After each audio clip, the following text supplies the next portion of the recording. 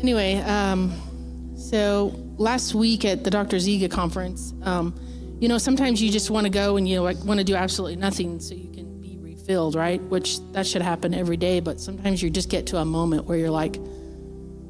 And so on Tuesday last week, I woke up and man, my ear was just like, killing me. And the Lord's like, well, you can go to the doctor. And I'm like, well, you are the doctor.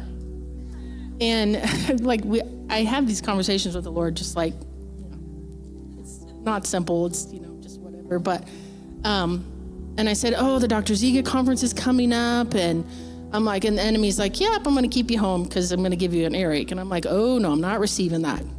But anyway, it was still there and it was like piercing. I didn't want to go to the doctor because I didn't want to have an antibiotic because that just does really bad things for my body.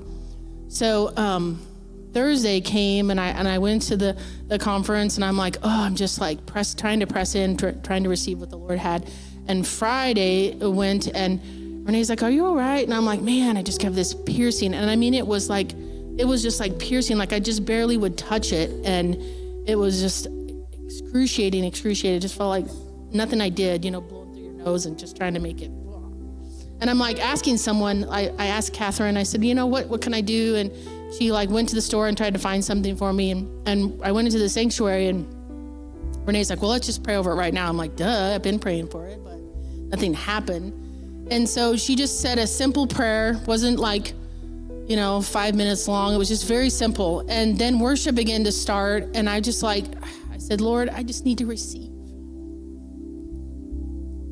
And I'm like, the first worship song went by and I was like touching my ear and I'm like, oh my God, there's no pain. Yeah, of course there's no pain, right? You are the mighty healer. And I turned to Renee and I'm like, my ear is totally gone. And I mean, it was excruciating. I could barely touch it, right? And today the Lord spoke to me and he said, my church is built on a rock. Right? And all of church, we're not talking about a little tiny rock that, Pastor Gabe holds in his hand as a remembrance of the smooth stone, right? This rock is so large and the body of Christ is so big.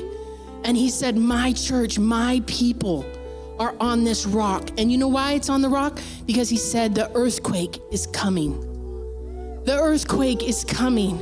And he said, and as the earthquake began to come, the church stood strong on the rock. And today I just felt fire in my hands and I was being obedient. I'm like, sometimes you don't want to be obedient because you're just like, I don't know. But I just began to be obedient because when we walk in obedience, God moves because that's when we get out of the way, right? And I'm just thankful for his healing. So if you want to be healed, today's your day. Today's your day.